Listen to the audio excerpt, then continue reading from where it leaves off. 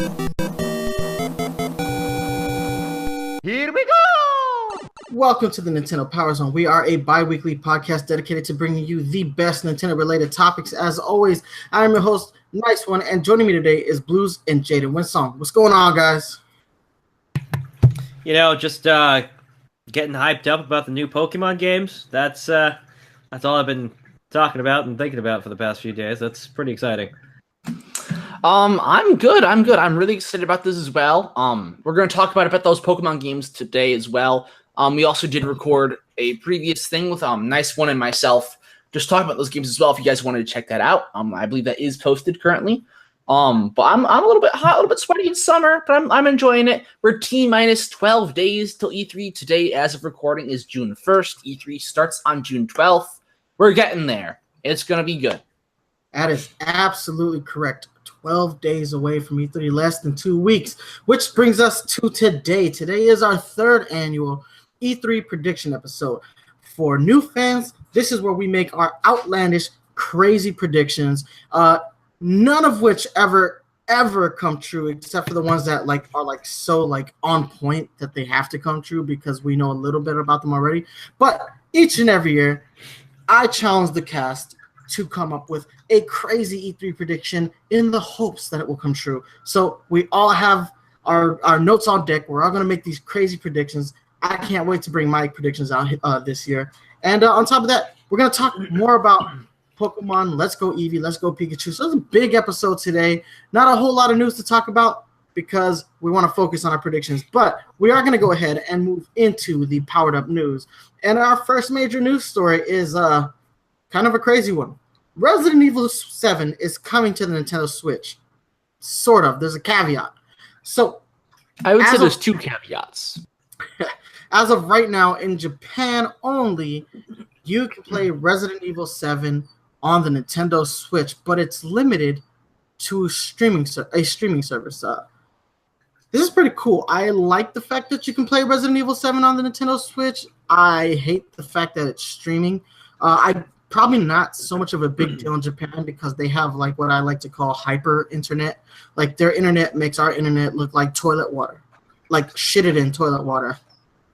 But yeah, it's still Resident Evil 7 playing on the Nintendo Switch. What do you guys think about this news story? I think it's a good thing. I mean, anything that gets more games onto the Switch in general is in my book, it's good. And it's a way for the Switch to prove to other people that, you know what? Yeah, that game's on PS4 and Xbox. We got it too. So I think from that standpoint, it's really good. The streaming thing can hurt in an odd way. But, I mean, everyone's pretty much connected these days. So I'd be curious to see how many people that actually really affects. Why do you think they actually made it a streaming game? Is it because of compression that they didn't want to go through the effort of releasing a digital version or even a physical version? I think that's what's getting to me. Why didn't Capcom release a physical version of the game? They could have released a budget version with none of the special features, because this streaming version does include all the DLC. It is at a really nice price point at $18.99, which is dirt cheap, and it has all that DLC. But I would pay $30, $35, $40, anywhere from up to $50 to play the full version of the game and have a physical version. Or hell, if you made it digital only and you forced me to make that digital purchase, I would entirely make that digital purchase. So what's the point in making this a digital only game in your opinion? I think it has something to do with maybe the performance of the Switch. Maybe since this is a pretty technical game, I'm sure they've dumbed down the graphics a little bit to make the port, as these usually do. But I almost have to wonder if the extra connectivity is Capcom pushing a bit more power or something into the Switch to help it run, or maybe taking a load off of what's being processed at the same time. I think it might be to help performance. And if that is the case, I think that's kind of a welcome change in terms of being able to port other games over. There's a lot of really powerful graphic stuff, powerful processing stuff on the game market right now. And the Switch needs to be hurt a little bit when you get Switch ports. I feel like having that kind of workaround sort of opens the back door and allows us to get more tried and true ports, things that have not been dumbed down to an extent. And See, if that's the case, I like it. That's a little weird, though. I mean, we are getting Wolfenstein, and we do already have Doom on the Switch, though, and But those have been dumbed down. They have been taking a graphical hit, but for the most part, they haven't sacrificed any gameplay Performance. elements. Yeah, Yeah, like they've around 60 optimized it FPS, well. right? Yeah. So I mean, So those games. Go ahead. So as I've mentioned before, I'm pretty sure I've mentioned before, I worked a couple years in the tech industry, right? Yes. And one of the things that the industry was talking about before I left. Now, granted, I don't know where we stand now on what I'm about to say because I've been out of the loop, but this is interesting.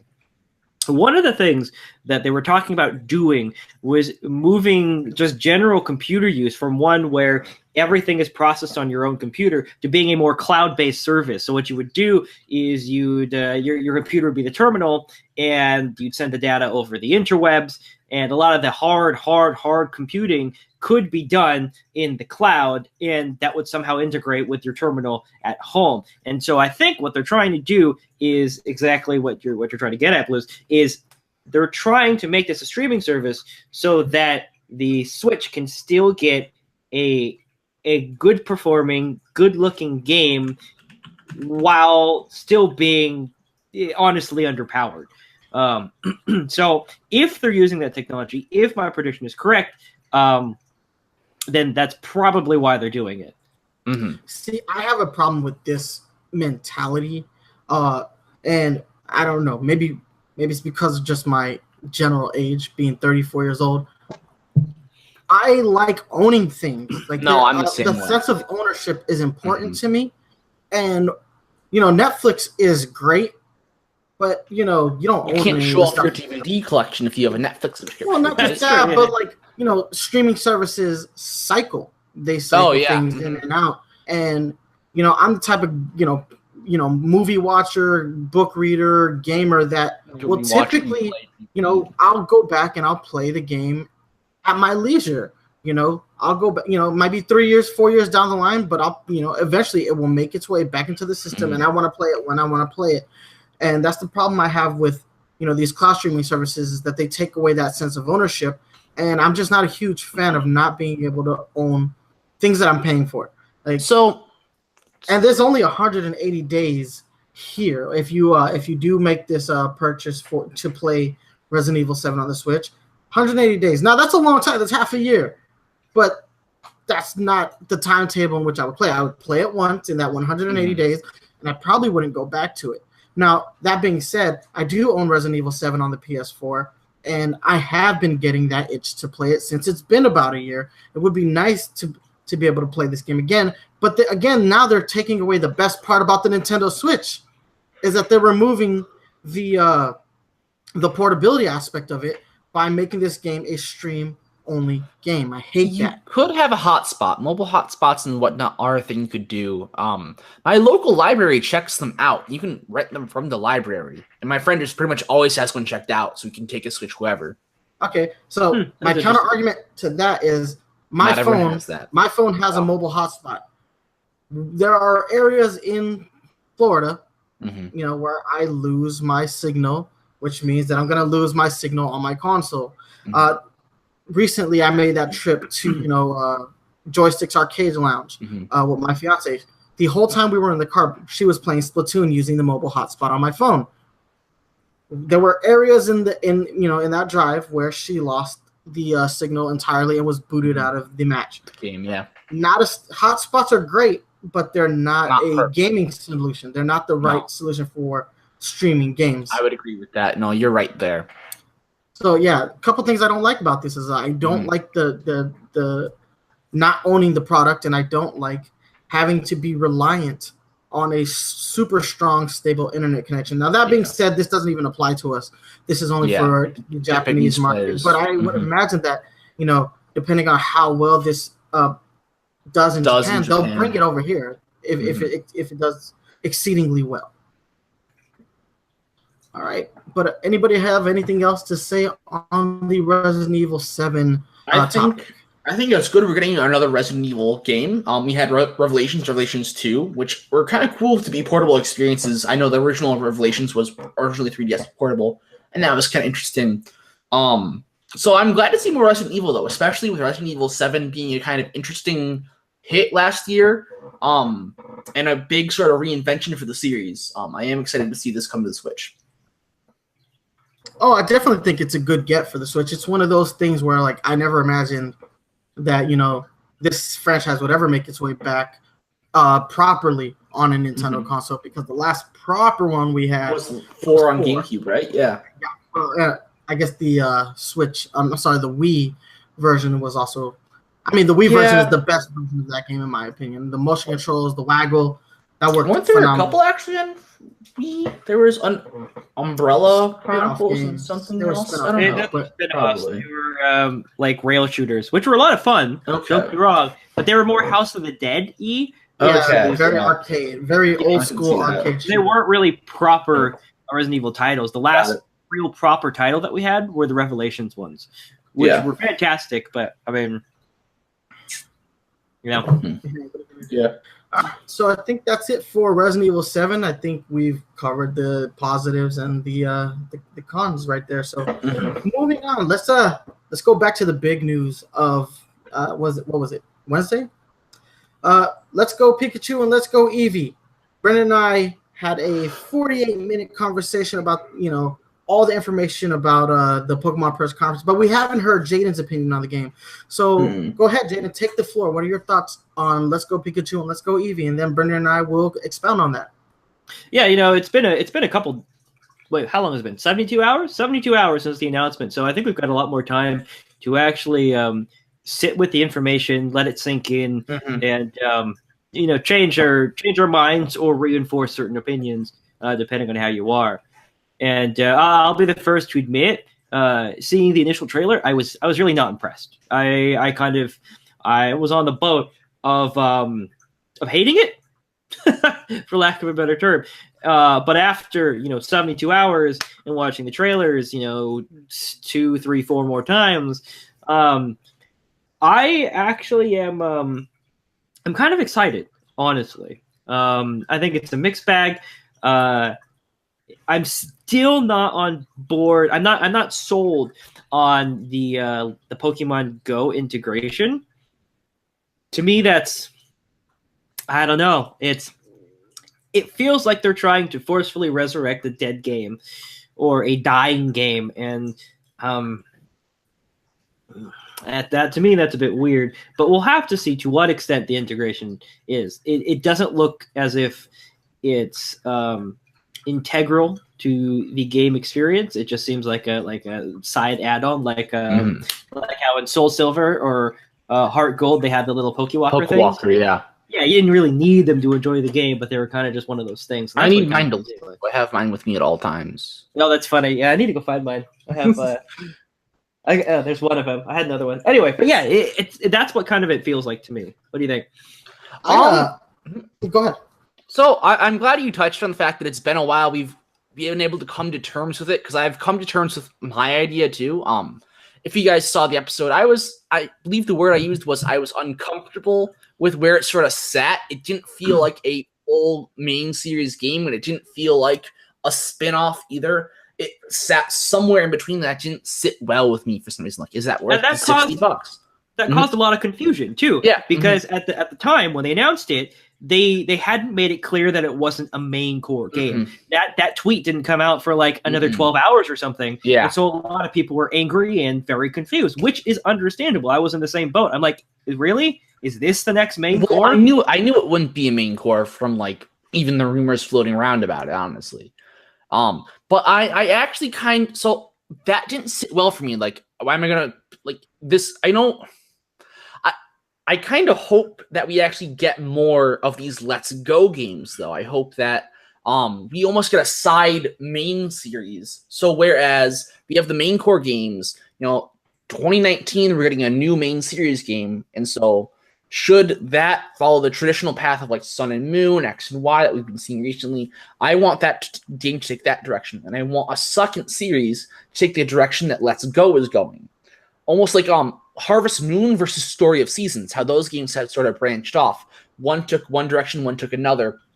And so I want Pokemon to sort of do the same thing. Let's get like new generations on the main series, and let's get a Let's Go series that will like cover remakes, but do them in a style where you can sort of reimagine it, much like you can play around with the world a bit more with the Let's Go games. I believe we were talking about how the Pokemon, this is one of the most we've seen, like Pokemon free roaming the world in any Pokemon game.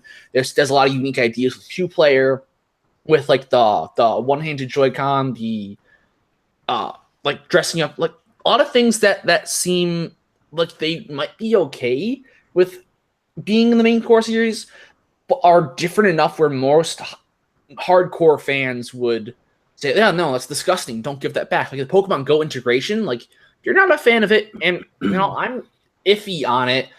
But as long as the 2019 mainline game has traditional roots, I'm fine with taking a sort of Let's Go approach from now on with these remakes or whatever. See, I'm on board with that a little bit. Mm-hmm. And I want to state that 72 hours later, I am just as hyped for these games as I was the day that I saw them. I've watched the trailer about 57 times. No joke. Yeah, no joke, 57 times. Just sat there analyzing the trailer. And I like gone for 60. Just throwing it out there. Make that round even 60 number. Nintendo's getting lots of ad revenue off of you. I will get there eventually. I know I will. But I like the concept of this game. I like the concept of this game as a bridge. We said it in the discussion that we had a few days ago with that. To capture Pokemon Go players and longtime fans who have fallen off. But there's just a bunch of people whose first Pokemon experience, and maybe only Pokemon experience, was Pokemon Go. I saw an argument a couple days ago that kind of upset me. And the argument was, this is what happens when you segment the fan base. And I'm like, the fan base was never segmented. Yeah. You have a game that was specifically designed to be played on a mobile device, and then you have your core franchise that was designed to be played on a handheld device. Now, what works in handheld doesn't work in mobile, and vice versa. We've seen that. We've seen handheld games that don't translate well to mobile because they don't have tactile buttons. And we've seen mobile games that have made the transition to handheld consoles, and they don't work because most handheld devices didn't have a capacitive touchscreen to fully utilize those games. I think the biggest argument was Angry Birds. Do you guys remember when Angry Birds came to the 3DS? Oh, that was god awful. It got such bad reviews because mobile games don't translate. No.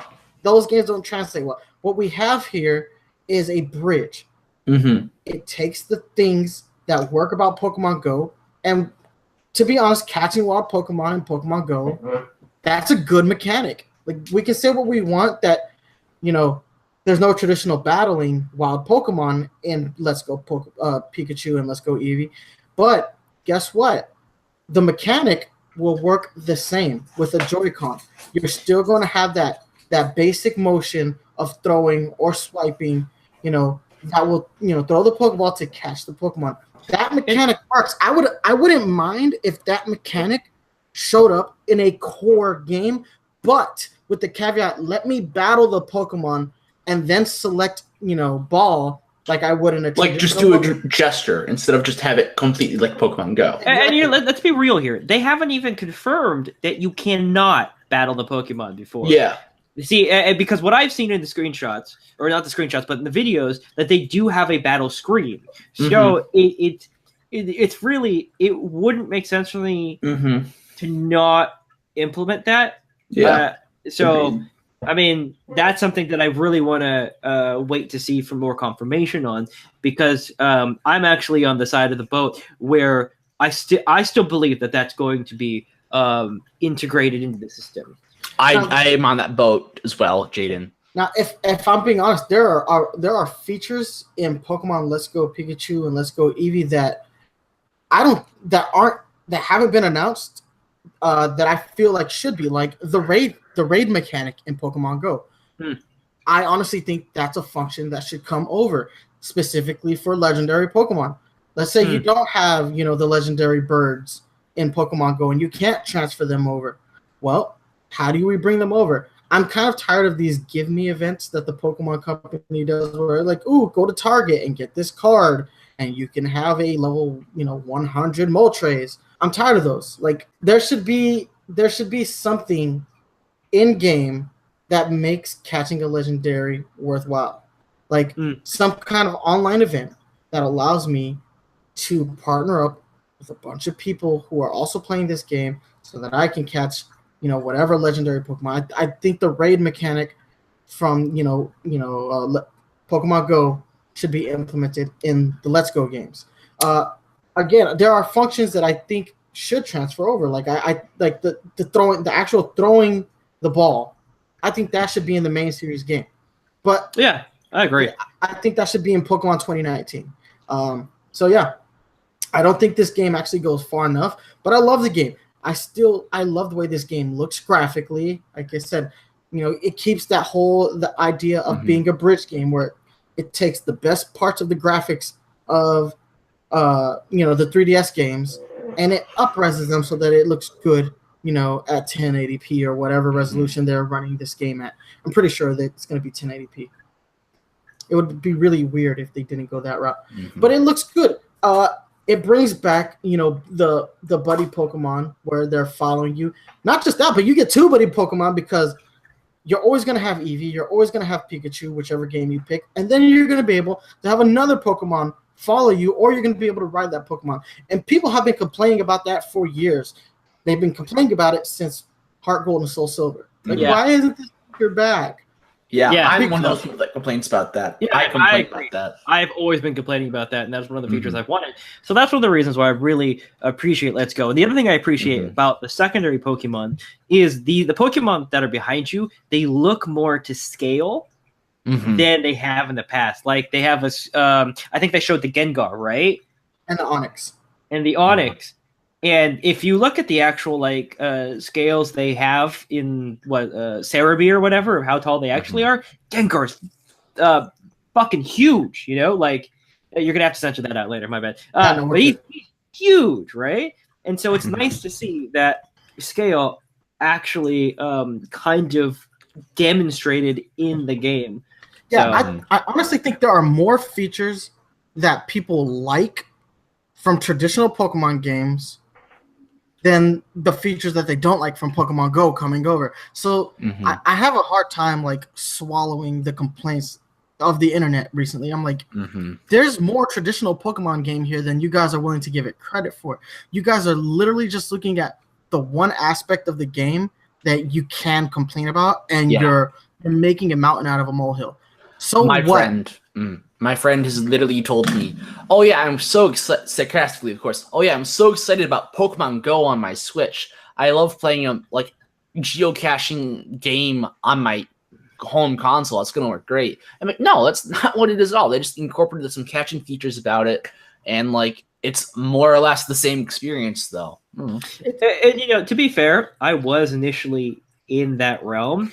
And a lot of that is because of the way the trailer was cut. The trailer was cut to be heavily focused on the integration with Pokemon Go. It starts off with just Go, and then Pikachu jumps into the Switch. Exactly. And so that's one of the reasons why I can empathize with a lot of this confusion, because it's a shitty trailer. Let's be honest. It's not a great trailer. Oh, I love the trailer. I'm going to have production-wise, it's great. But details-wise, it's confusing. Yeah. And I don't know. I think personally they should have done a little bit more to distance themselves from Pokemon Go, to make it seem like, hey, see, there's 2 ways you can look at this, right? You can look at it as hey, there's Pokemon Go with some Pokemon Go features, right? Let's go with some tiny Pokemon Go features, or you can look at it like, oh, this is just a big extension of Pokemon Go. Now, my argument that I'm trying to make here is that the way the trailer was cut was in such a way that it looks like the latter. It looks like Pokemon Go Plus. You know what I mean? So here's the thing: all these people complaining, though, this is the thing that gets me. There are so many people complaining about this title. This game is going to sell 14 million units and an additional 10 million Switches. It's gonna, yeah. We're gonna get How many Switches were sold already? How many Switches were sold? What did we say? It was like 17 or something? No, it was like 17 million. All right. Yeah. So of the 17 million people who own a Nintendo Switch, the attach rate will be 12 million. Then they're going to sell an additional 14 million Switches, and the attach rate to Pokemon Let's Go is going to be an additional 10 million. This will be the highest selling Pokemon game of all time. Oh, I promise. I definitely agree in that standpoint, simply because, well, not just because of nostalgia, but also because it is the first big Pokemon game. Yeah, it's the bridge game. And there were so many memories. It's incorporating Pokemon Go. It's a remake of Yellow. It has the ability to capture such a wide audience that I think no other Pokemon game has really had. It can recapture old fans, bring a lot of new fans. It's on the Switch. It also has new features too. Mm-hmm. You could dress up your Pokemon. I mean, okay, so I'm gonna out myself here. I have been wanting to put Eevee in a fucking hat since I was 10 years old. He's cute as shit, or she's cute. Pokemon is cute as shit when you dress him up. Eevee is most of the time a boy. It has like a 92% chance of being a boy, and then does it? I never remember those percentages. Yeah. But you know my point. Anyway,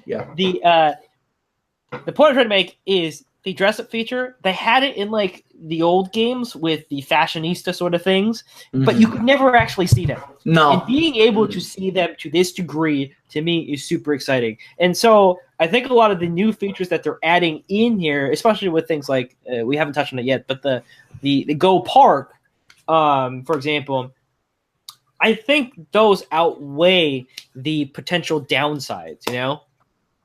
Yeah, I don't think there are enough Pokemon Go features here that should cause this kind of disdain for a game that's not out yet, and for a game that's gonna sell to the people who are complaining about it.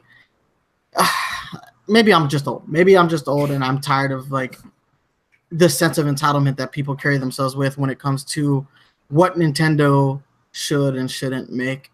So it gets on my nerves. Come on, guys, when they give you something new, or when they make something that is designed to, attract more players, the first thing that comes out of people's mouths is, "Oh, they're only appealing to the casuals." It's the same thing that happened when Labo was announced. This isn't for me. Not everything's for you. I'm sorry. And I know that seems callous, but not everything is for everybody. If everything was for everybody, we'd all be the same. And that's not what life is about, man. I've talked about this several times over the years, over the year of being on this podcast. But this is one of the biggest fucking problems with Nintendo fan base. Make up your goddamn minds. It's just like Wind Waker all over again. When Wind Waker first came out, people hated it. I hate the art style. Why isn't this like Ocarina of Time? But then when Twilight Princess came out, people were like, why isn't this like Wind Waker? We want the cutesy art style. What the hell, guys? And we see this over and over and over again with the Nintendo fan base. I love you guys, but holy shit. Come on. At least give it a chance to see all the fucking features before you start complaining. Yeah, like I said, I'm super excited about what this game presents. It's our first big boy Pokemon game on the console, and to be honest, they have a Pokemon Quest. That's big boy, right? That's medium sized boy. That's funny. That's a medium sized. I don't want to look. I don't dislike Pokemon Quest. I actually think it plays pretty well. The transition to the console. This game was made as a mobile game first, and a console game second. Now I am impressed that they were able to. I'm impressed at the way they were able to up-res the game so that when it's on the Switch that it looks and plays phenomenally. But oh boy, that game! I could not figure out scrolling for a minute because I didn't realize that you had to hold the button down. Anyway, back to Pokemon Let's Go. Look, I'm excited for what this game presents. It's our first big boy game, and look, if it's not for you, don't buy it. I'm gonna be as blunt as possible, and I'm not normally this blunt on the show, but just don't buy it. Don't buy it, and send a message. How vote with your wallet. That's how companies. That's how companies learn. That's how companies learn. You know what? People keep complaining they don't like the direction of the Paper Mario series. It sells well enough that they're going to keep making them this They're direction. gonna keep doing them Yeah. with all these weird caveats because they sell well enough that it doesn't matter what you're saying because your wallet speaks more to Nintendo. Yeah. And same applies here. If you don't really want to play this game, if you don't like this integration, if you don't want any of this in your Pokemon, if you don't want cookies in your milk, don't buy the cookies. Just don't buy the cookies. And that's how you speak volumes. Like the chatter, it's just noise. It's just noise that Nintendo doesn't really hear. You know how Nintendo hears you when you make the purchase or when you fill out a survey. Fill out a survey. Yeah, when Nintendo agreed. puts out a survey, and they put out plenty of surveys. I do like a Nintendo survey once a month. I really do. How do you play your Nintendo Switch? Mostly handheld. They ask. They put out these surveys for a reason. What don't you like about these games? There's your opportunity to speak. If you're not participating in the surveys and you're not speaking with your wallet, then Nintendo doesn't know what you want because they're not going to read every individual comment. Look, we get a crap ton of emails every month. I tell you what, as much as I try to read them, my eyeballs would bleed if I read every single one. I do want to take a moment here to actually talk about some of the, I think, in my opinion, the valid criticisms that some of the fan base has come up with, and that's the lack of rumor, mind you, the lack of Wonder Trade and the Pokemon online battle tower, whatever that was, right? Yeah. And I think that's a valid criticism. Those have been staples of all the games in for a long time now, and so the fact that 2 generations, but yeah, it started in X and Y. No, but they had something similar in like Pearl and Diamond. Well, you mean specifically for Wonder Trading or just like all of online? Because they had different versions of it, right? It's been a long time since I played those ones. So Pokemon has had online since Gen 4. But then Wonder Trading was in Gen 6, and that's where that started. GTS, the Global Trade Station, has been around since Gen 4. That's Battling Online has been around since Gen 4. Yeah. I conflated both GTS and Wonder Trade, so that's my bad. But so here's what I'm hoping. I'm hoping those sorts of features are wrapped up into the Go Park, which we have not seen anything about yet. So that's what I'm hoping. But if not, then I think that the fan base does actually have some valid points there. That's just my impression. I kind of like the idea that's kind of isolated. It isolates itself in its own little box away from the mainline games in that way, I feel like. And I feel like if you're going to make remakes and more of them in this style in the future, you need to isolate them, make it so that it's not core series, and make that kind of clear. And I feel like that's the way you make that clear. Am I the only person that wants Lily to show up in this game? I mean, it's possible, because, you're not Red and Blue. You're 2 new protagonists, and Red and Blue are, characters in the world. So I mean, it's possible. Because she left to Kanto at the end of the game. Oh, that's true. But I'll take your Lily, and I'll raise her to Lucamine. I'll take Lucamine. Well, they'd both be there. I'm just saying, Lily and Lucamine were both there to meet Bill, who turned himself into Pokemon, and back. So they're... I forgot you did that. Yeah. So Lucamine and Lily will be there. If one is there, the other will be there for sure. I definitely want to see them show up in the game, even if it's just in a brief cameo. Oh, it's like, I came from the Alola region. And he's like, cool, I'm from Kanto. Cool. Where the heck is that? There's only 151 Pokemon. I don't know what your Rowlet and your Popplio are. What the heck are those? Get those out of my region. Pokemon, let's go Eevee. They have a question in chat, and that is, what do you think the new Pokemon will be? That's an interesting question. Some of the rumor is that we're not going to get any new ones, but personally, I'd like to see some of the. They just released some information on Twitter or whatever about Pokemon that have been cut in the Gold, Silver original games. Oh, the Gotochu. Oh, yeah, the prototype version, right? Yeah. I would like to see some of those back because they had some cat designs that I thought were super cool. Cyndaquil didn't exist at all, and this Firestarter is crazy. I really like that Firestarter design. I think it's going to be a fusion. It's going to be a fusion of Eevee and Pikachu. Oh, that would be cool. It's going to be Eeveechu. That'd be kind of cool. Hmm. So, I guess we're I think we're starting to wrap up on this topic, right? Yeah, I think we should move away from Pokemon. Let's go. So, and move last into question the then. predictions. What is the one feature that you guys really want to see in this game that Ooh. we haven't seen yet? I'll go first. Poke waifus. No. I'm just saying. I want Lucamine. You know, they blessed us in Sun and Moon with Lucamine and Wisp. What was her name? I The can't Wick. thick one. Wick. Wick. Because it rhymes with thick. So That's how you remember, of course. that's it how I is. remember. All right. So yeah, Honestly, I want Poke raids. waifus. What was your say? What's that? I want raids. I want raids. I think that's a function of Pokemon Go that translates well.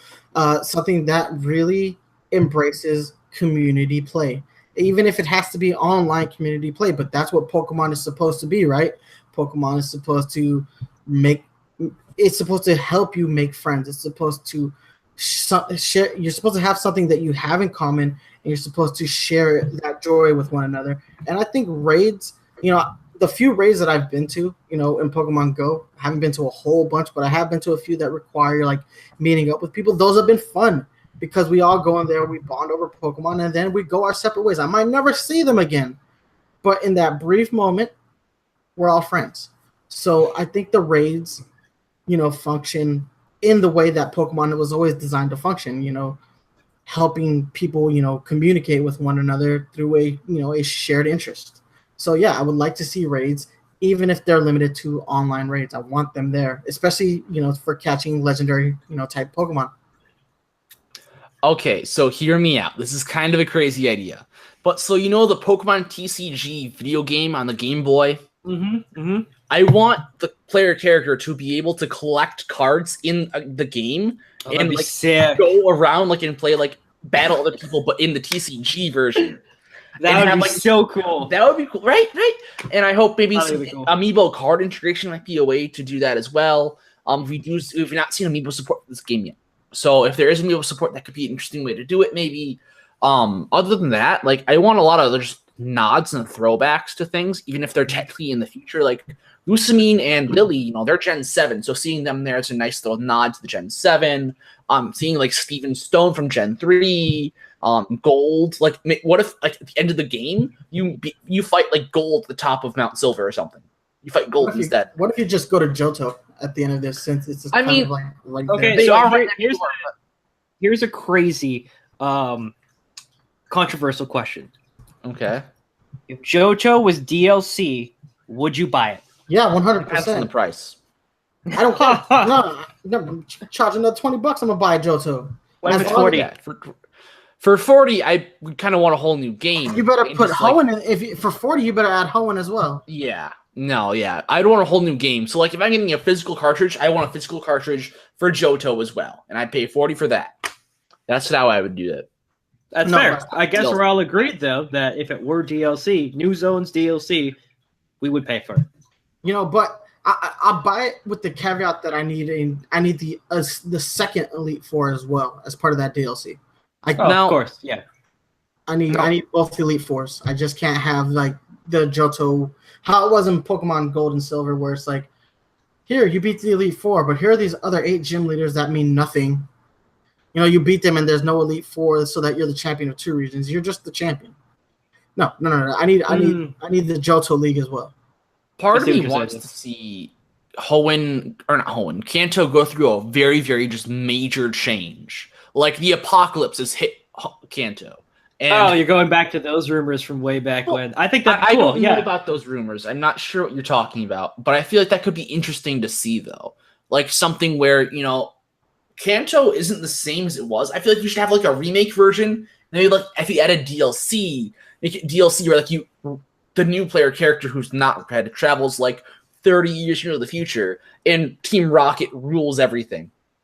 Well, that was one of the rumors, sort of leaks that was coming out a while back before we got the official Let's Go announcement, and that was the idea that yeah. Oh, I guess I must have read it on Reddit or something.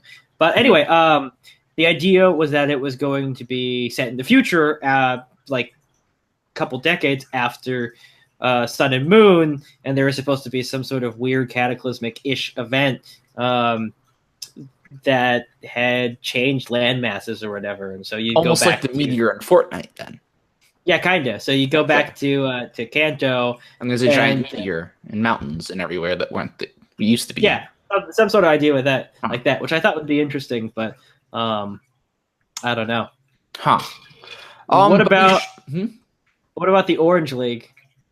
I could, That'd be yeah, fun. that could be fun. I Yeah. paid like $5 or $10 for Orange League DLC too. Yeah. Like if you added that later on, I would pay for that. Like that was also never really a thing we got to do in the games either. That was like exclusive to the anime, correct? Yeah, I think it was anime filler, basically. Yeah, I think so.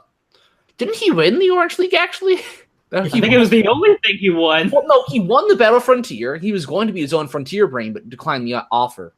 So he won the Battle Frontier, and I think he won Orange League. He's never officially won an official league, though. No, yeah, Orange League was not official. Battle Frontier is its own little thing. Yeah.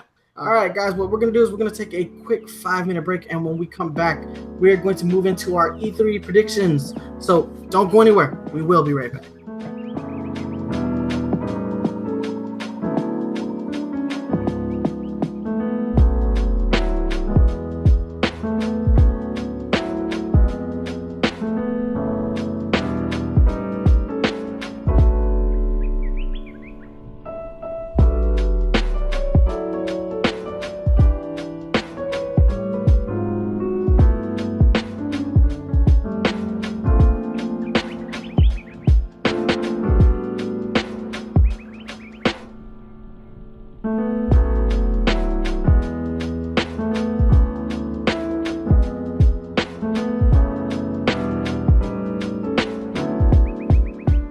All right, welcome back to the Nintendo Power Zone, ladies and gentlemen. I am your host, Nice One, and joining me are my co-hosts, Blues and Jaden Winston. We are fully staffed today because today is a very special episode. It is our 3rd annual E3 prediction show.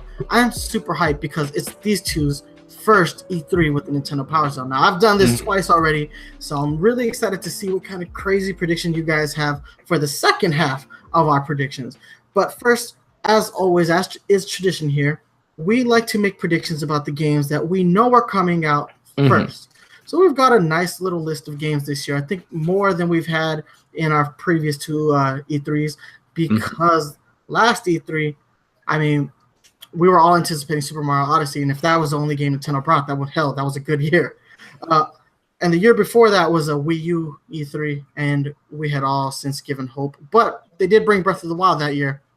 I mean, that was all they really showed, but they brought Breath of the Wild. Yeah. So this year, there's a lot of hype because there are games we know about. So the games we know about are Smash Bros. Untitled, Yoshi, Metroid Prime 4, Pokemon Switch, Travis Strikes Again, No More Heroes, and we get to talk a little bit about the Nintendo Switch Online service. So let's go ahead and we'll start with the big one, Smash Bros. I'm going to start with my first prediction for Smash Bros. A brand new wave of Amiibo. Not reprints of the previous Amiibo line. I think we are getting an all-new lineup of Amiibo, new poses, new characters, new bases, the whole 9 yards. The Amiibo craze was at its fever pitch when the Smash line had first come out. So I think that Nintendo's not stupid. I know there's that running joke that Nintendo doesn't like making money. That's BS because we all know Nintendo loves making money, and they do it better than most other video game companies. So be prepared for a brand new wave of Amiibo, and I guarantee you with the decimation of Toys R Us, it's going to be even harder to find these new Amiibo. Or they could just do us all a favor and make them easy for once. That's not what they do. Please? That's not what they do. Please? Nintendo likes to generate hype, and they kind of like to create. But it's they like a scummy strategy. It's good, but it's scummy. they kind of like to create that false demand. It's that false demand, but Nintendo does it better than any other It's the company. hype, and it's. I just want it. I don't want to pay scalpers. If Nintendo wants monies, they don't create scalpers. They sell it themselves. See, but what this gets me really excited for though is like specific characters. Like I know there's gonna be at least one ARMS character in this new game, so it's gonna be nice to have an ARMS amiibo. And you know that Nintendo likes to do some funny stuff with their amiibos, so I expect them to have like slinky arms. Now, will the Splatoon existing Splatoon line of amiibos work for Inkling Boy and Girl as characters? And will we get an Inkling Boy and Girl Smash amiibo? I think they'll work, and I think if you use the Splatoon 2 amiibos, that will unlock alternate costumes for that. But I also think we're going to get a brand new traditional Inkling Boy and Inkling Girl amiibo, which I think that's going to be dope. Mm-hmm. So yes, that's my first prediction for Super Smash Bros. Who's got the next? So I want to say that at E3, there will be a trailer, and in the trailer, if not a newcomer, I think we will see a trailer that will showcase all of the old comers, all the returning characters who are more or less cut. Yes, Ice Climbers, Wolf, those are very popular characters to come back. And all the rest who have been cut will be shown off in the trailer that we see. I think getting that confirmation that these characters are coming back early on is a very smart move. So I think whether it's in just the main trailer we do get, or if it's in some just separate trailer specifically for the newcomers, I think they'll get a trailer. Yeah, my prediction or hope is on a similar line. I really hope they bring in different characters that we wouldn't have thought of being Smash Brothers kind of appropriate. For example, Goku. Be that guy. Sakura I gotta be that guy. Every amiibo down your throat if you want that. Yeah, but these are ones I really, really want. I want to see young Link make a return. Okay. More along the Zelda lines. I'd like to see the King of Hyrule from the CDI days. The CDI, my boy. I was going to say the Red Lion King, but No. I'm talking about my boy. Oh no! I would love to see some of those things. But we forgot about them. We don't talk about that. Yeah, that's why I would love to see them. It would be so out there. I think it'd be fantastic. Even if it were just as a trophy, I think that'd be cool. The other one I want to see is Captain N. I want Captain N in Smash. Yeah, he would be sick with his little zapper thing. Yeah, that's a character I want, and that more or less ties in. I wasn't sure how to say it, but I want the old returning characters, but I would kind of love if we got a newcomer revealed. It would be the newcomer that's the retro one we get from this game. We got their traditional Rob was a retro newcomer. That's Duck true, Dog and NES Zapper guys were the retro newcomer, etc. And so I feel like he would make a good retro newcomer, and I feel like I want the retro newcomer, whoever it is, to be showed off as the newcomer because we're going to get newcomers at E3 is the assumption, right? Yep. That actually segues into my next prediction. My newcomer prediction for Smash, my big one, is we are going to see 2 ARMS characters. Two. Not just 1, 2. We are going to get Springman. Okay. Or Ribbon Girl. One of those 2. One of those 2 will definitely appear in this game.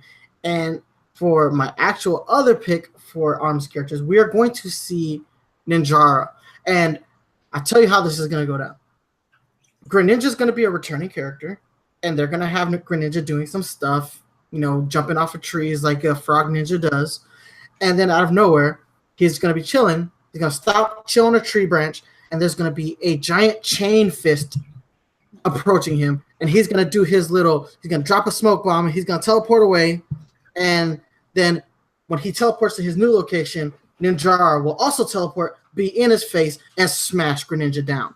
That is my prediction for Smash and Ninjara, Springman, or Ribbon Girl. So I want to add into that trailer idea. So then as they're clashing, all of a sudden a shuriken comes out, and Takamatsu from Takamatsu's Ninja Castle comes out. That'd be sick. It just interrupts all 3 of them. All right. So who's got the second Smash prediction?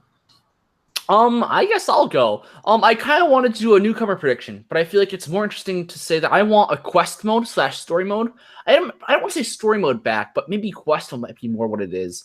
But something similar to the Subspace Emissary. I think that was a feature that I think a lot of people want to come back. I think Sakurai will put it back. I feel like that's the thing to make this game stand out also from Wii U, because I feel like it will be similar even if it's not a port. I feel like it's got to be the same engine, etc.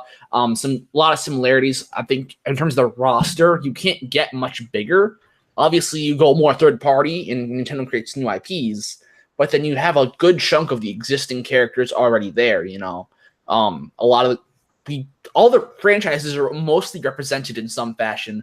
Mario has a lot of reps. Obviously, we still need like Waluigi, etc. But we have a good chunk of the base characters covered. And so I feel like you can't expand the roster too much right now. I feel like we have everyone we could think of at this point. I don't know. So I think adding new modes is the approach to make this game better. Add a story mode, add a new kind of classic mode, etc. I think that's how you make this game stand out gameplay wise. All right. No, I agree. Yeah, that would be nice. I do miss the Subspace Emissary.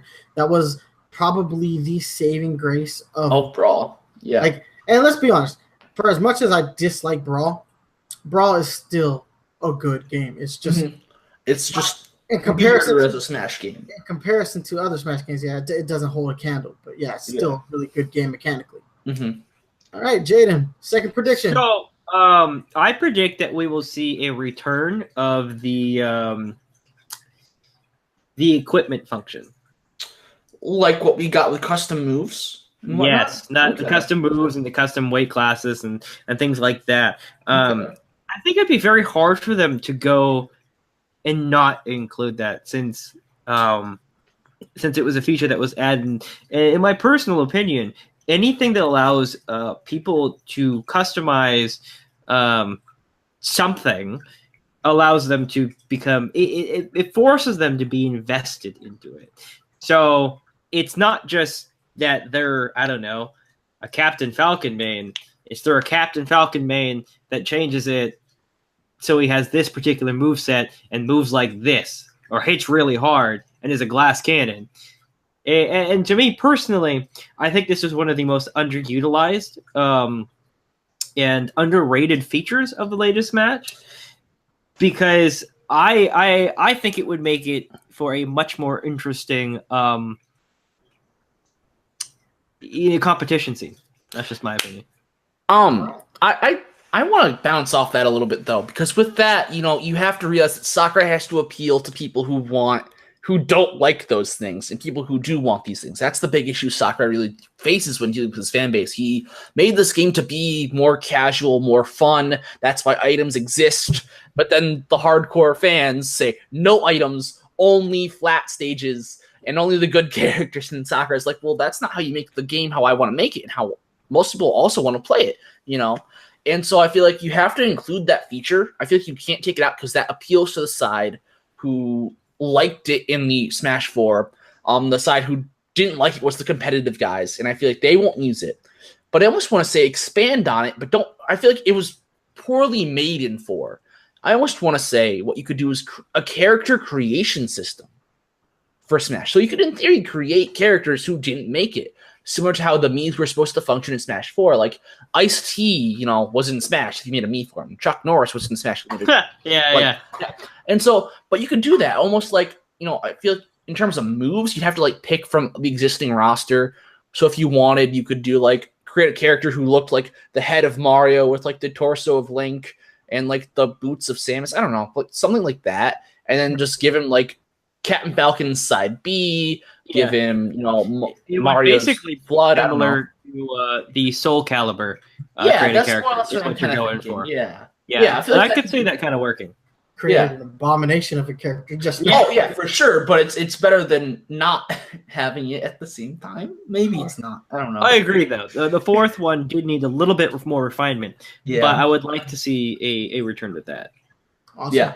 All right, so moving into the next game we know about, Yoshi. So I'm going to hit up with I'll start with this one again. Okay. Labo integration. Okay. The aesthetics of this new Yoshi game, the cardboard backgrounds just scream for Labo integration. Now it's not something you have to have. It's something you can do. But it would be really cool for them to announce a Labo tie-in with a specific game. I think the Yoshi's franchise, it's not going to go back to Yoshi's Island. And it doesn't really need to. They're entry-level games.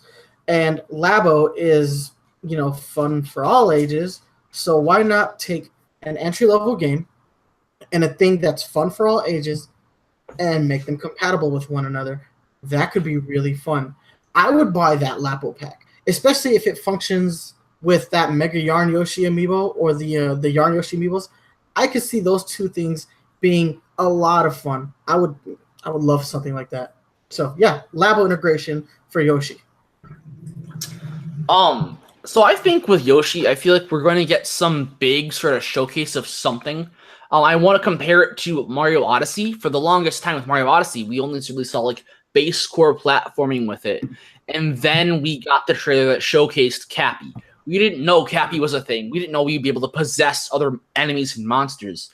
So for the longest time, it still looked like more like a Galaxy kind of game that took place in New York and some realistic forest in Mexico. And it was, other than that, it was just a traditional 3D Mario game. And then they released a trailer that showcased Cappy, and it's like, whoa, what just happened? And so we knew his hat would be a thing, I guess. I mean, we saw him throw it, but the capture mechanic, I feel like we're going to see some sort of big mechanic in this. I feel like it might pertain a bit to cardboard as well. We already know it's got the flipping mechanic, but I feel like there's something else they have up their sleeves for this Yoshi game we're still yet to see. I'm excited to see what that is. I don't know. So I'll be honest here, I have 0 predictions. Yoshi, the way this game looks, it seems very straightforward to me. It's very much along the lines of Yoshi's story and Yoshi's Woolly World. And so beyond... I think that's what they want us to think, personally. Yeah. It wouldn't surprise me if they are similar to Mario, and then they threw in capture mechanic. Yeah, it wouldn't surprise me if they did do something like that. But it also wouldn't surprise me if they just said, "No, it's Yoshi. It's plain and simple." This is Yoshi. His cuteness sells. I could see that happen. Yeah, I could see that happening too. And so, for me, this is mostly just a wait and see, and I'll be pleasantly surprised either way. I think what makes me, I'm kind of see both camps. I think I'm more towards my unexpected mechanic because Yoshi's been so hush hush. I feel like a game like Kirby Star Allies, we got a bit more information. A lot sooner, a lot more frequently for some reason. And with Yoshi, obviously it's still not out yet, but I feel like it's been hush hush for a reason. Whereas I don't know. I think it's a little more simple than that. I think they just realized that they had 3 2D side-scrolling platforms coming out. Within one calendar year, so they're spacing them out. You don't want to, really bombard everybody with those kind of promotions. So I think that's why we're not seeing a whole lot of Yoshi, but I do think this. I do think Yoshi will be another engine for Nintendo to bring out some additional DLC. I think we're going to see a Yoshi DLC pack announcement. That's my second prediction. Something fun, something that may be a little bit more challenging for your harder and your more core fan base. Like the Yoshi games do skew younger, but I think some like cool DLC that appeals to the hardcore gamer would really be welcome in a game like Yoshi. Maybe even something simple where like, hey, Mario shows up. Hey, Mario is part of this, or Baby Mario, like have a Baby Mario mode where, just some there would be some kind of DLC announcement for Yoshi. That's what I predict. Okay. My second prediction is a level creation system. Level creation. I feel like with a 2D platformer, you have those kinds of options. I think it'd be a little bit weird because the environments are made of cardboard and like are very artistic. And I don't see like with a game like Mario Maker, I feel like it's a lot simpler and a lot more easy. But I feel like with Yoshi, you could make a level editor kind of Yoshi at some point. It might not be this. I feel like it's a good fit for Yoshi games though. That could definitely work. I could see how using like that same kind of engine that Mario Maker used, where like I create a stage. Like that's like just blasphemous and post it online and see what the completion rate is. That was one of my favorite things about Mario Maker. I would make these impossible stages. I hate you. I just love doing that. Like they were beatable. They just you break your system before you beat it. That's what it is. You had to work for it. I actually had a stage that had a less than 1% completion rate, and it had like 1,000 plays. And I'm like, wow, okay, I made this too hard. But going back to just creating the environments themselves, like look like they're created like in a person's living room. I believe Treehouse said like during the Treehouse like live they did last year that this game looks like as a kid, like I could make this out of household materials around the house. And I think that's kind of like if you can do that in real life, then you can do that in the game where you can just make the levels. I don't know. All right. All right. So moving into our next one, Metroid Prime 4. Who's got the first prediction? I think they'll preface it with another trilogy. I think Metroid Prime trilogy for Wii was brilliant. But since it was so limited and it still sells for a high price, I think it's smart to release it as a trilogy, or at least some sort of going back to it. So I think we'll get not only 4 but a trilogy to get people excited to buy it first. Get people caught up. Much like how Bayonetta has Bayonetta 1 and 2. Xenoblade Chronicles X before that had Xenoblade Chronicles 3D. That game was also kind of unattainable in the same boat as Metroid Prime Trilogy. Oh, that's a good one. I didn't even think about it like a collector's bundle of those 3 To be fair, it has gotten more accessible to get this game. It was on the Wii U as a virtual console Wii game. Mm-hmm. I don't know how that really worked, but that was on there, so it's not too unaccessible right now, but it is something they could do. I mean, it is, considering when you think about what the fan base of the Wii U is, considering there's only 14 million people. I kind of hope, you don't have anything for Pikmin, but I hope we get a Pikmin trilogy at some point too. I forgot about Pikmin trilogy needs to happen. But yeah, anyways. All right. So I definitely think we're going to see our first gameplay trailer for Metroid. I think they're not just going to give us a regular, cutscene trailer they would at like what Sony is guilty of doing at a lot of their press conferences. I definitely think we're going to see gameplay, be it in Treehouse Live or in the Direct itself. I think we're going to get our first gameplay trailer, and I think we're gonna see this game with we're gonna find that there is an online component to this game, like an online shooter component to this. Okay, that could be interesting.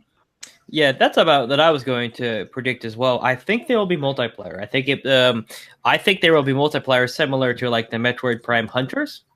Okay, I can see that. Back in the DS days, which was a fantastic arena shooter, by the way, for y'all youngins who have never played it, you missed out. But I think they'll do something like that, especially considering that one of the big things that Nintendo is trying to push this year is their online service. And so having a big flagship title like Prime 4 taking advantage of that service would make sense from a business standpoint. Now, I almost kind of wish that in terms of an online battle mode, I hope we also get co-op though on this kind of topic. I think co-op could be interesting. I feel like there's a sense of isolation in Metroid games though. I'm not sure how having an ally would really help with that. But I feel like if you make the game intense enough and big enough, you could maybe get that feeling still. I feel like if you make it so if you're playing online, you have to work more as a team, I guess, could help. Giving call-outs, shouting commands, like guys on my 6, bogeys on my 6, Star Fox. I don't know. So that actually kind of leads me to my second prediction. Okay. Which you perfectly segued me into. I think that this game will be a sequel to all the other Metroids that we've seen before. And so what I imagine is it's Samus working because in the last timeline Metroid game, Samus got her super fusion suit, right? Yes, she became a Metroid. Yes. And then she became a Metroid, right? So I kind of wonder if this is going to be a sequel beyond that. So you're playing a new Net Samus, you know what I mean? The next generation Samus. Exactly. All right, so you guys, so Jaden and Brendan stole my second prediction, but you guys don't know it yet. You guys don't know it yet. What are you saying? So I'm saying my second prediction was it's going to also have a local multiplayer co-op, but the second player will be a Metroid. Oh, that'd be sick. Yeah, because yeah. Samus herself is now a Metroid. She would be able to communicate and influence other Metroids. It's almost like a co-star mode. So she would essentially be like a new Mother Brain. Oh. So my prediction for this game is Samus is a Metroid, and she's decided that, hey, I'm tired of working for the government. I need to overthrow it. Well, she's kind of already decided that more or less in the latest timeline. Yeah, but now she's officially going to destroy them. Do it. Yeah, she's going to do I've been it. waiting for. And because she herself is also a Metroid, she's going to use Other the Metroids. other Metroids to attack, the government and just overthrow it entirely. And that's how you get your multiplayer co-op, because you could have, the second player play as either Ridley or another Metroid. So I think that's how this will go down. What I think could be interesting as well is this is more towards my idea, is that Samus, now that she's a Metroid, she's the villain. Yeah, that could be cool too. And so I'm thinking that this is in the future. You're kind of building off the Federation's Force kind of vibe, where they, 30 years, 40 years down the future, they reverse engineer Samus's original suit, and now you're the next Samus. That could be dope. Right? That'd be going back to the lore, actually, I believe at the end of Fusion, she realized that Mother Brain was right the whole time, and that she the space pirates of Mother Brain were right the whole time, and Galactic Federation was the ones who were corrupt. And I believe that we were left at okay, now how does she act? And that's sort of where the game ended. Now that she had this information, So I'll be honest, I have not played Fusion in over a decade. Yeah, so wow. This is it's like I'm hearing this for the first time again. Okay. So it's thank you for explaining this to not just me, but so then at some point, if she does fight for Mother Brain, she and become a Metroid, she is Mother Brain. Let's say it's almost like you've because she's aligned herself with Space Pirates of Mother Brain at this point, right? Because after Fusion. And so now she just is Mother Brain, and then we're gonna get it goes full circle almost. So then she's Mother Brain. Galactic Federation, after being destroyed, decides to take them down, and all the Metroids with them. And they get a new Samus, and it goes full circle. And then that one becomes a new Mother Brain 60 games later. I don't know. That'd be super cool. I'd be down for that. It all goes full circle. That's crazy. No, man, I totally see any of these things could be legit for Metroid, but yeah, I mean, it has so much potential. That's the thing, though. I need them to get back on track as far as telling the story. I mean, I'm not one of those other M haters, but it's been so long. I'm looking. What Metroid Fusion came out in 2002. 2002.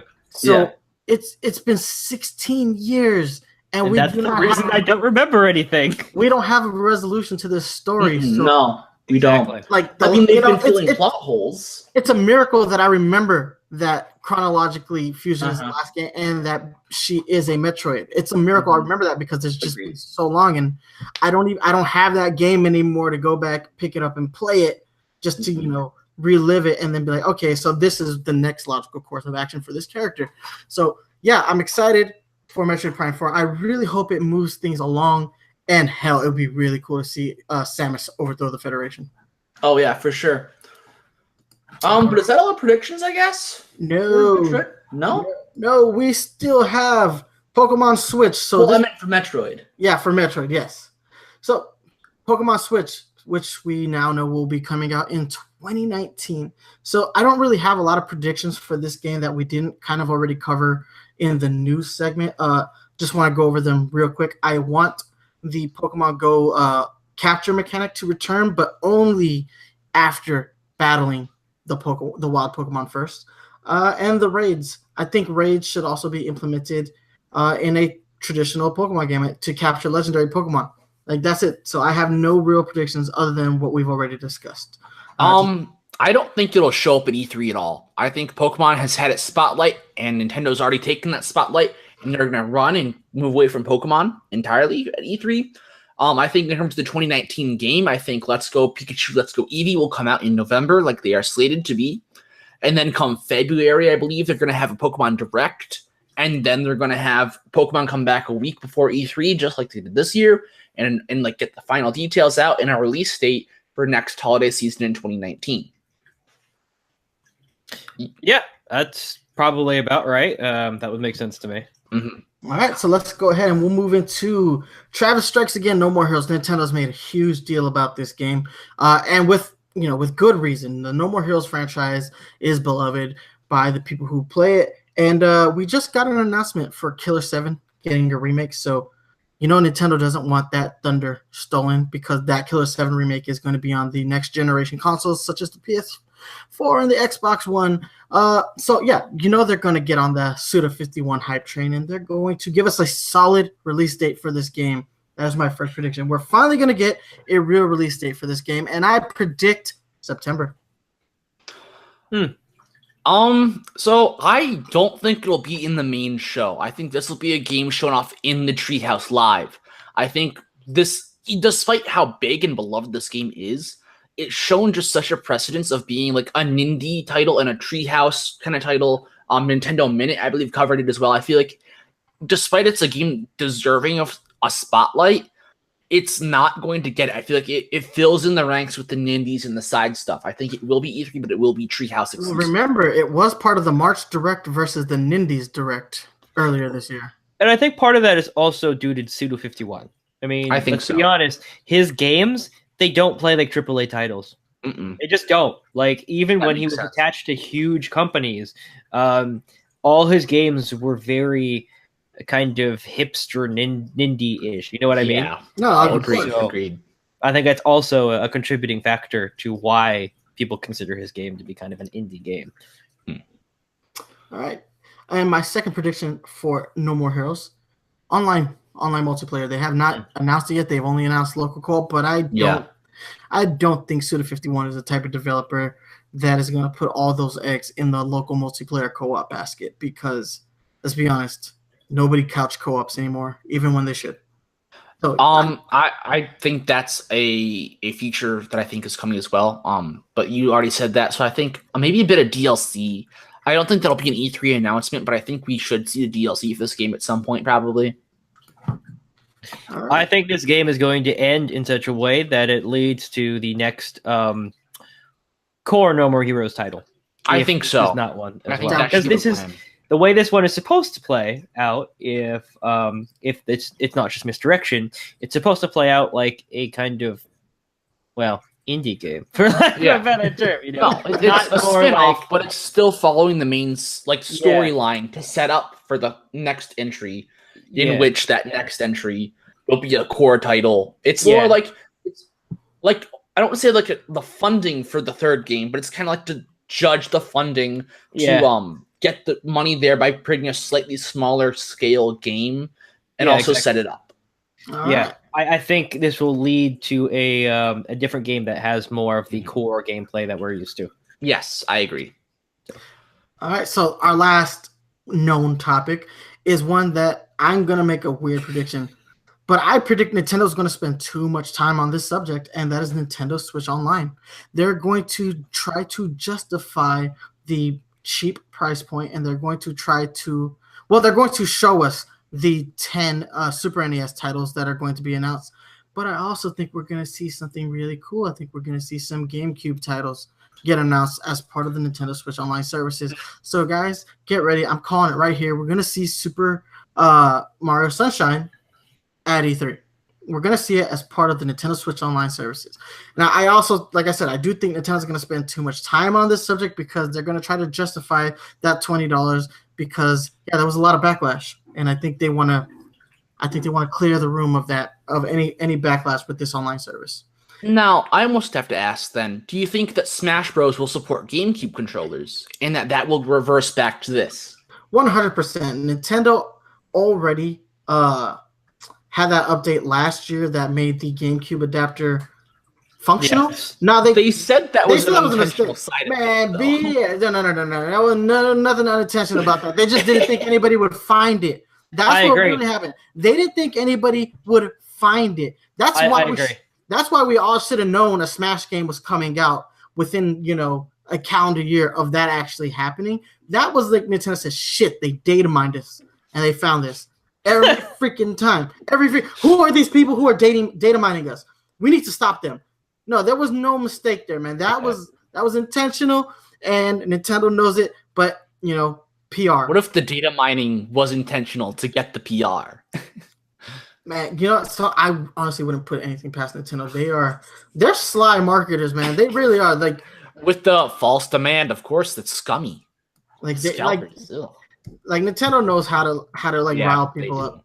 They So do. one of the things back on to Labo. the online service my big prediction, my only real prediction, is that we will see elements of the Miiverse return in some way, shape, or form when they expand upon the online. And I assume it's going to take the form of a phone app. I would So, really appreciate that.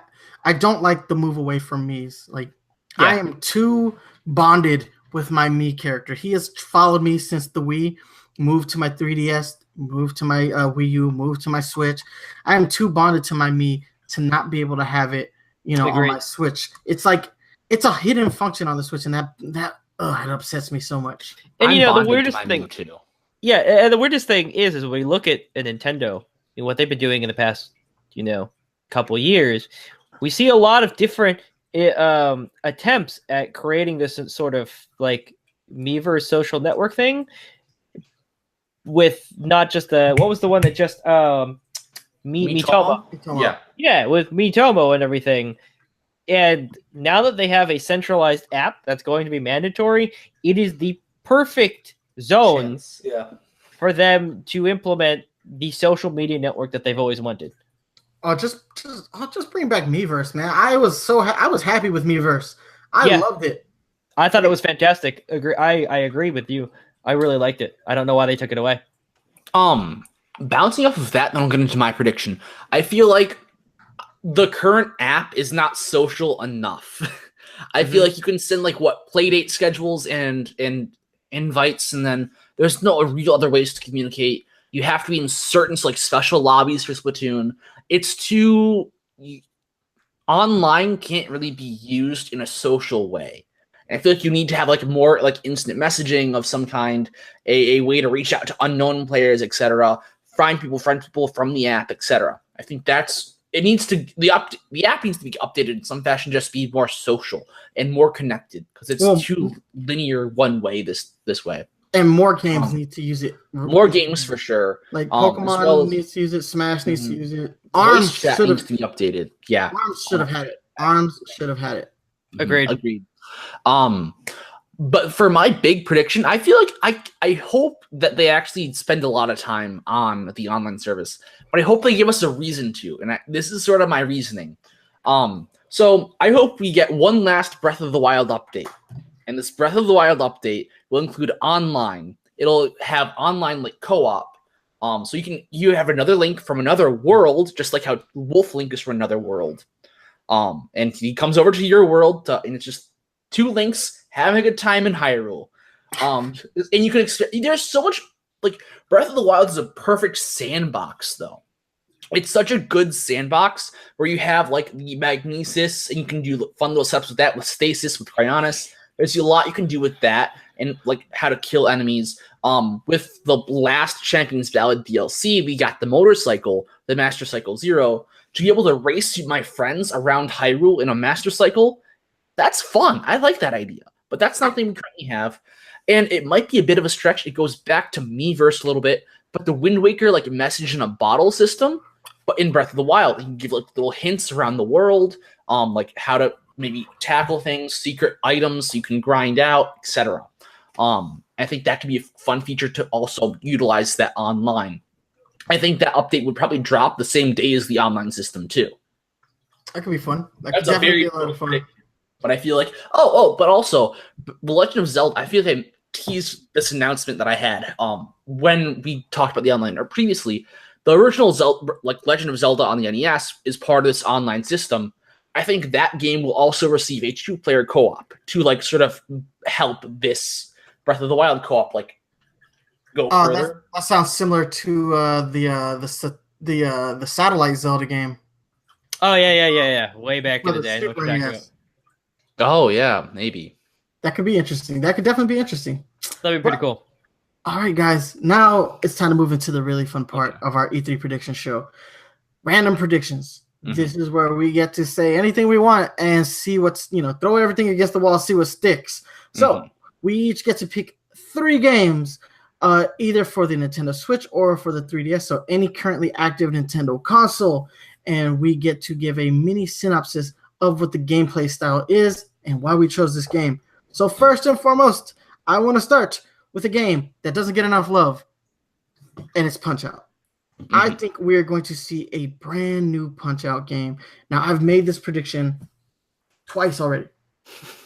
This is the third time then, correct? Third time is a charm. Now, with the first 2 times, I had the caveat that it would be Ronda Rousey's Punch-Out. Because at the time, when I made these, I can see that. That's good. When I made those predictions, Ronda Rousey was on top of the world, and I figured that Nintendo would want to get on that kind of horse again, like they did with Mike Tyson. You know, take the biggest fighter on the planet at the time and turn them into like the secret final boss. So have Little Mac fighting off against Ronda Rousey, and she has her patented armbar in a boxing match, which would be hilarious.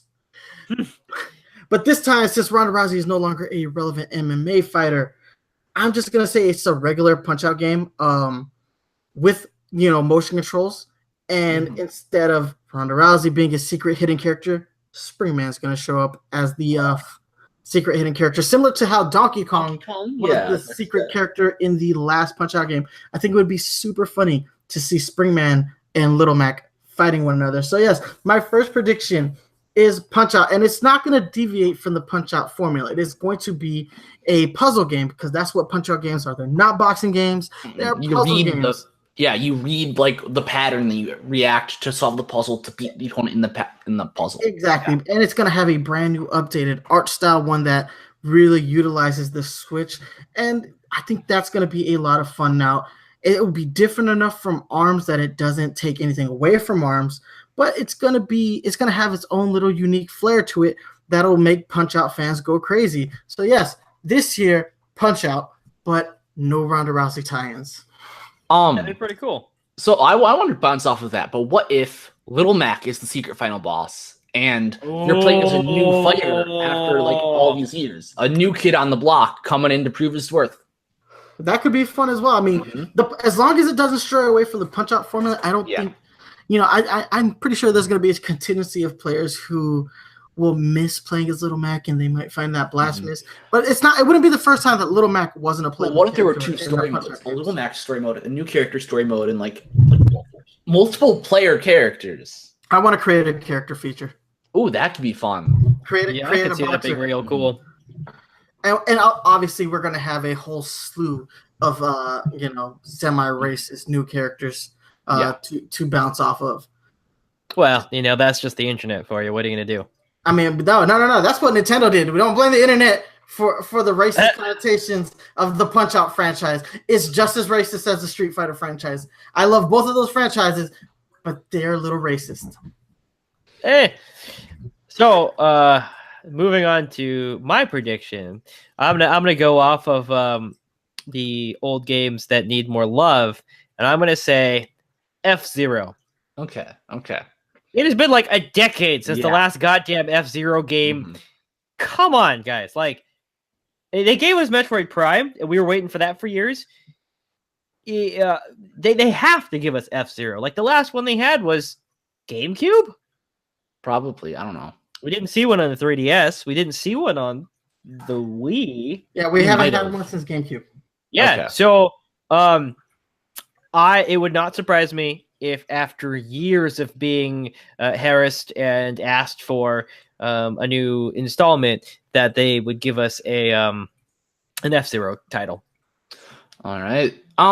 So I want to say this because when both of you pulled up like the classic titles, like I worried you're gonna steal mine. Kid Icarus. I want another Kid Icarus game. It just recently kind of got love on the 3DS, so it's not as like unrepresented as Punch-Out and or F-Zero. It got love fairly recently from Sakurai. But I feel like it will be slightly different. I feel like that how it played on the 3DS will not translate well, and so I think it'll follow a slightly different system. But I do want it to be like very similar at the same time. I don't know. Because I love the characters and like the charm and the quirks Sakurai put into the series. They fold all those characters to lots of love. I hope if anything stays the same, it's definitely that. But I need to see like I hope it retains its shooter roots instead of the origin platformer origins. I hope that it maybe becomes a bit more like a action game, like give him an actual jump button, like let him sort of free roam, because like obviously the 3DS controls are not going to work still, so that might be a route to take it. I'm not entirely sure. Awesome. All right. So for my second prediction in my random bucket list of games is Super Mario Spikers. This was a game that was developed by Next Level Games and was canceled midway through development. So the premise was it was a mashup between wrestling and volleyball, and it had the Mario characters in it. And Nintendo initially canceled the game because they found it to be too violent. But Nintendo has loosened their grip with their characters, specifically the Mario characters, and they've allowed those characters to grow and do outlandish stuff. And obviously Smash Brothers is a thing that exists in the world where we have Nintendo characters beating the living crap out of each other. So I actually think Next Level Games is going to get a second crack at this game, and I think they're going to make this game one of the best-selling games for the Nintendo Switch. I mean, think about it. It's a volleyball game, and we haven't had a true Mario sports game in a good minute. I mean, not one that anybody really wanted. Mario Tennis Aces, which we'll all be playing probably later tonight, is the biggest game that they have on slate as far as their sports titles are concerned. So I want to see Super Mario Sparkers, and if you guys haven't seen the art for this game, look it up. It looks great. That's a fairly good segue into my next prediction. So the guys who make all the Mario Tennis, Mario Golf games, the studio's Camelot, and they also make the Golden Sun games. So Golden Sun is a very cool RPG that was just like on the Game Boy, I believe, and then 10 years later, it got a sequel on the DS. And now that it's almost been another 10 years, I think we're gonna get every 10 years we're gonna get a Golden Sun game, right? And so Camelot, they have the Mario Tennis series down to a science. They've been done this game for months at this point, and they've been working hard on the new Golden Sun. Even though Mario Tennis Aces is just coming out this month, it's been finished ages ago, and we're getting Golden Sun. And I think to go along with it, if I didn't make my other two predictions for Smash Bros. Isaac is a playable character in Smash Bros. To rep Golden Sun to help promote this game. Hold on, real quick. I just want to point out that my two picks are very contradictory to one another because Next Level Games made the last Punch-Out game as well. So I literally have one studio developing two games that I want. So let's see how that goes down. I would definitely like to see a Golden Sun game. It's been a long time. It's been 10 years. We get one every 10 years. They have to do it properly, though. The biggest problem with the latest installment is there were way too many cooks in the kitchen. You didn't get a chance to... Yeah. Well, because you're dealing with all the guys' kids. So you had, a cast of 10 characters. Yeah. No, you're right. A 12-hour game. So they really need to just do it better. Yeah. I kind of feel like Fire Emblem is part of the problem when it comes to it's competing with itself. Yeah, it's like Fire Emblem got really big in the last 10 years. That's actually a thing. Why isn't Fire Emblem for our set predictions? We know that's coming, right? Yeah, but I think when that's probably coming. Well, yeah, guys, we'll definitely see a trailer for Fire Emblem. We'll probably see a trailer for Fire Emblem. Boom. That's all you need to know. It wouldn't surprise me. Well, because we haven't had a confirmation on Fire Emblem yet. It's been silent. We're talking about things that have just been confirmed so far. That's why. Yeah. So. All right, Jaden, what is your third random prediction? Oh, this is number 2. This is prediction 2. Yeah, no, this is on number 2 still. Yeah. So prediction 2. Now I'm going to start going into territory of things that are nearly impossible. Eternal Darkness 2. Oh. Eternal Darkness 1 was a game on the GameCube, which was absolutely phenomenal for all y'all youngins who don't remember. But it was a kind of a third-party exclusive. Excuse me, that's better. Third-party exclusive to the GameCube. That was kind of a survival horror take that pulled upon story elements of H.P. Lovecraft. So we're talking like Call of Cthulhu and Eldritch Gods. And one of the things that made this game absolutely unique was it had an insanity meter, because the things that you were seeing in the game was difficult to distort. comprehend with the capacity, the limited capacity of the fleshy, meaty human feeble mind. So you'd go crazy. And the way this was implemented in the game was what made this game phenomenal. So sometimes the screen would tilt. And so you'd have to, as you get more insane, the screen would eternally tilt. Yeah. Or I believe Amnesia Dark Descent did something similar. Where Oh, like wow. the more insane you got, like the monsters got more crazy, intimidating, things stopped making sense, etc. yeah. Mhm. Or like flies would be on the screen. Mhm. The one that I had that was my favorite that freaked me out all the time. Every time it happened, it freaked me out. But you go to save your game, right? Oh, I And then it hated would this. go. It would have a screen saying, "Are you sure you want to delete your file?" You'd move over to no, and it'd be like, "Okay, we're deleting your save game." And I'd be like, "No, what the hell are you doing? No!" And then it'd But be like, you're- "Ha, I just got you, bro." So 'Cause you're insane. Now, okay, Yeah. now, to kind of clarify Eternal Darkness, it is a third-party developed game, but Nintendo actually does own the license for this game because they were the publishers, so Yeah. they own this franchise. So even though the studio that made it, Silicon Knights, I believe it was, they're gone now. yeah, they're Yeah, just they're yeah, gone. gone. But Nintendo still has The still ability owns- to make this they, game. They own this license. They can make a new one. So yeah, man, I completely forgot about Eternal Darkness. The problem with Eternal Darkness is I remember that game was like literally a development hell for that studio, and it really, like, as they developed that game, they all like they said the reason for the insanity meter was because developing the game was so hard for them that the developers thought that they were going insane, and that's when they came up with the idea for the insanity meter. So that would be really cool. But now we live in this world where HD Rumble is a thing, Oh.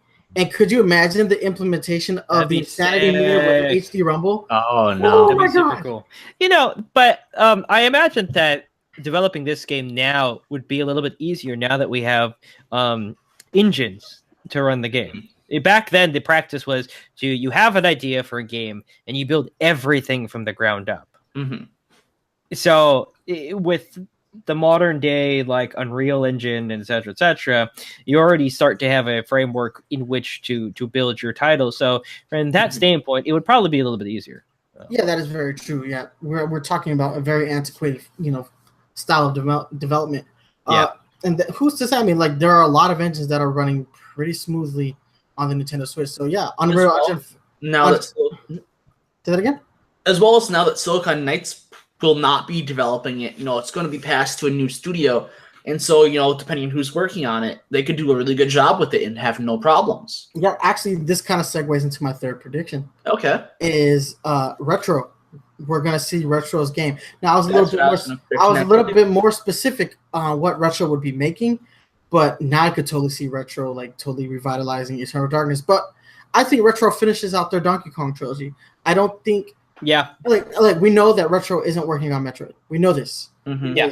And I love Donkey Kong Country Returns, and I love Donkey Kong Country Tropical Freeze, and I think it would be a damn shame if Retro didn't finish off the trilogy.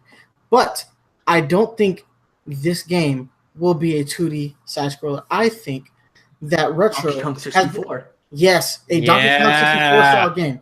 That's what Retro is working on. That's why Retro's been silent.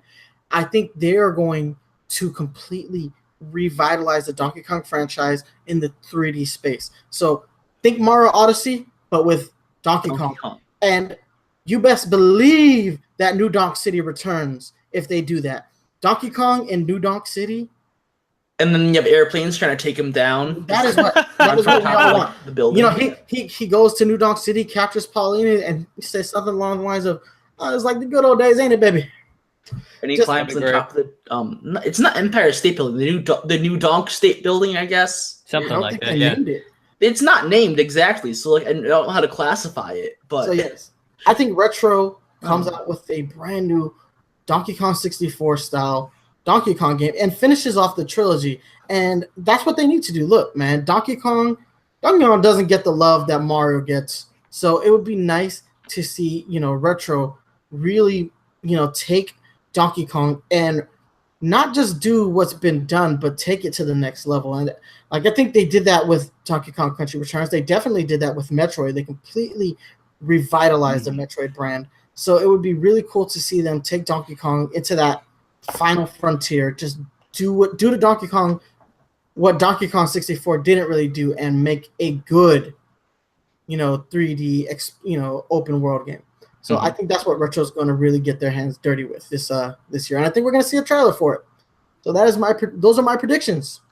So I'm glad you mentioned Retro, because my next prediction was for the Retro game, actually. But I don't think it's Donkey Kong. I think we're going to see, if they do finish out the Donkey Kong trilogy, I think we're going to take one quick break for another game, and then we'll maybe come back to it. Tropical Freeze, the remake, did just come out. I feel like Nintendo wants to not steal the spotlight that it has for a little bit longer, and just have it sell what it's going to sell, and then maybe Retro will start working on the next one after this current game, I should predict.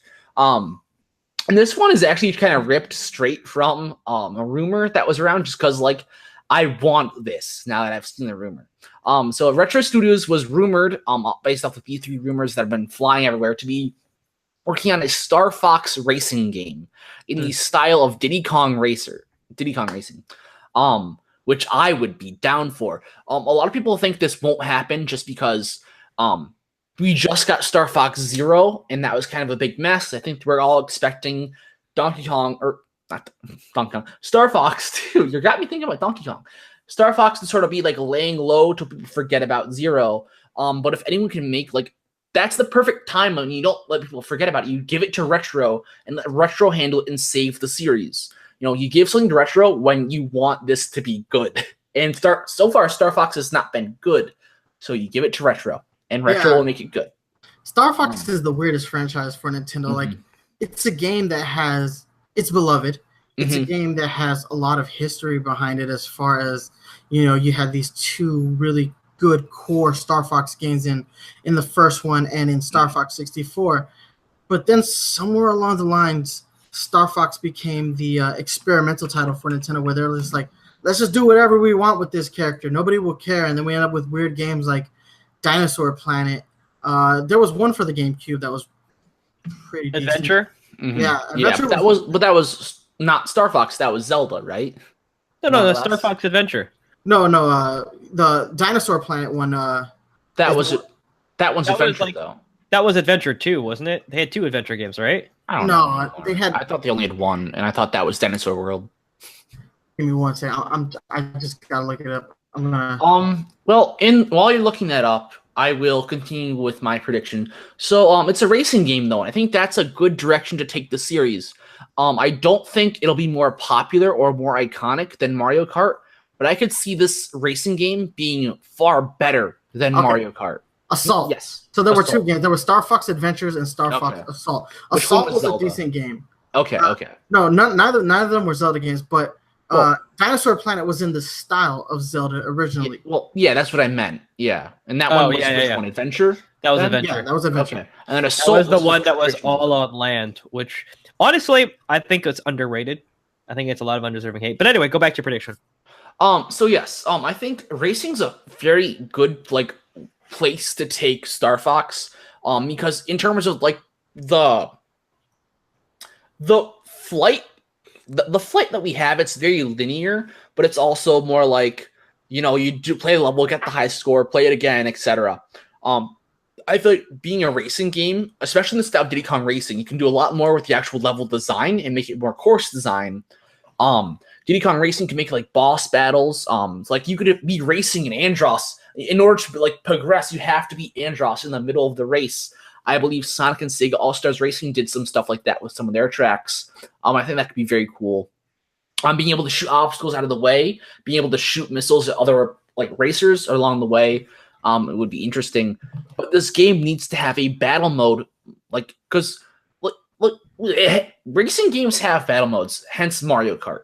But when you look at the only real good parts about the recent Star Fox and honestly almost all Star Foxes, is the multiplayer modes. The multiplayer battle modes are where this game shines. This is the best part of 64, in my opinion. I love best part of 64, best part of Assault, I'd say as well.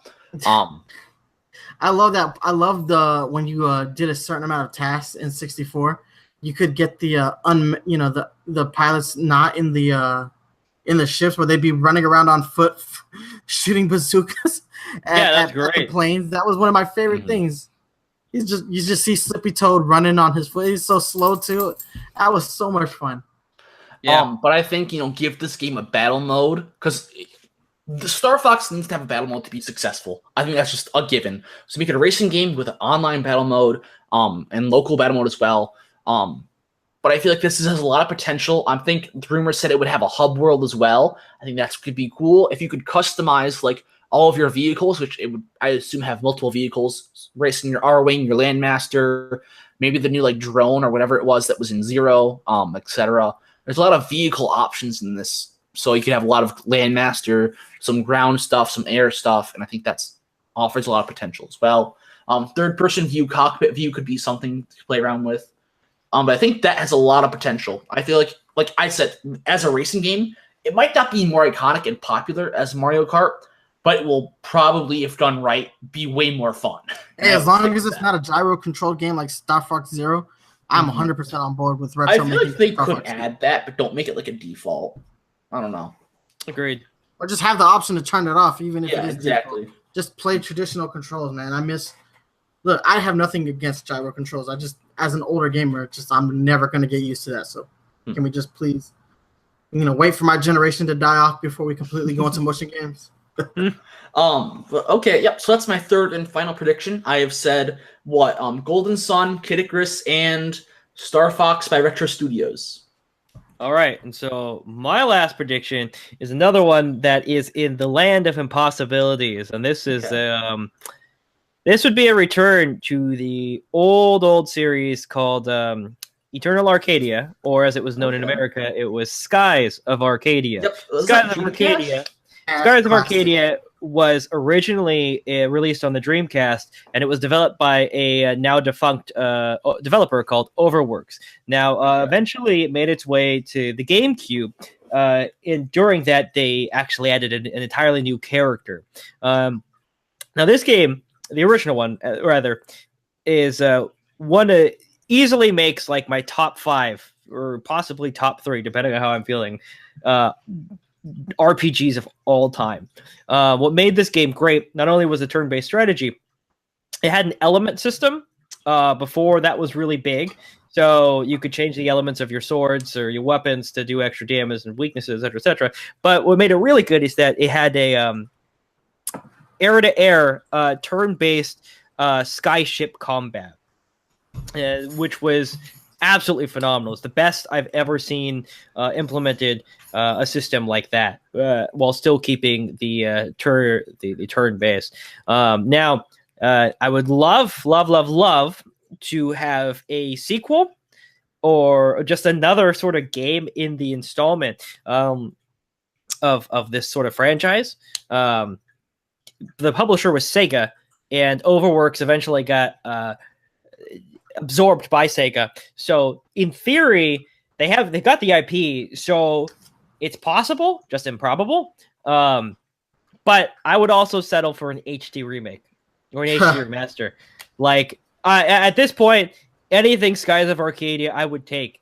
If you gave me a shitty mobile game, I would probably take that too. But I mean, Skies of Arcadia, I would love to see it on the Switch. Well, I know that if Ian Flynn is, listening to the show, he's screaming because he confirmed that that's his favorite video game franchise of all time on our interview the past couple weeks.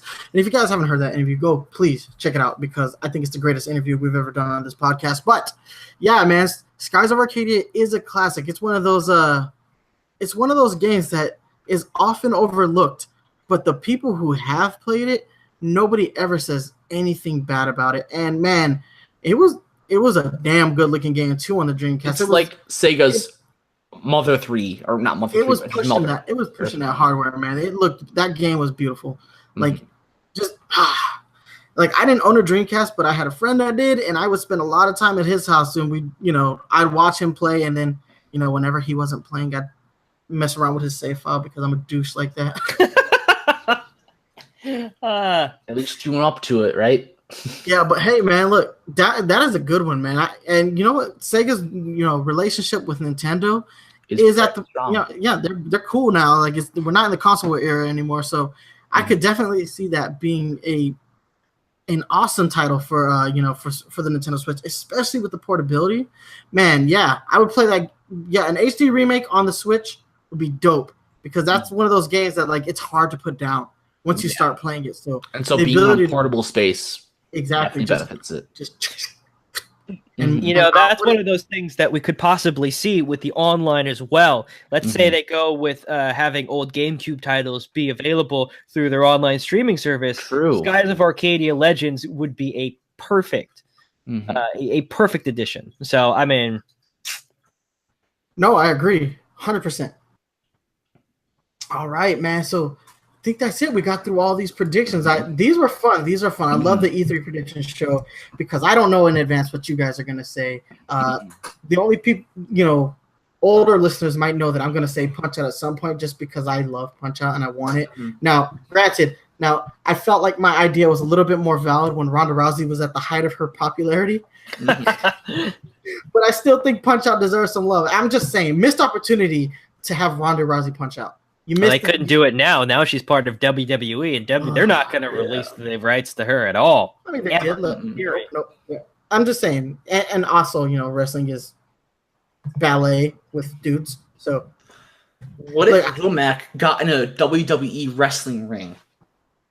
WWE Punch-Out, but not Punch-Out. Wrestle out. It's wrestle out. You're lucky that there's a computer screen between you and me. Well, no, but you can keep like the formula where it's puzzle based. Just the movement patterns would be based off wrestling, right? Don't make me hurt you. Okay, sorry. Mess with my Punch-Out, man. No, this was a fun. This is a fun episode.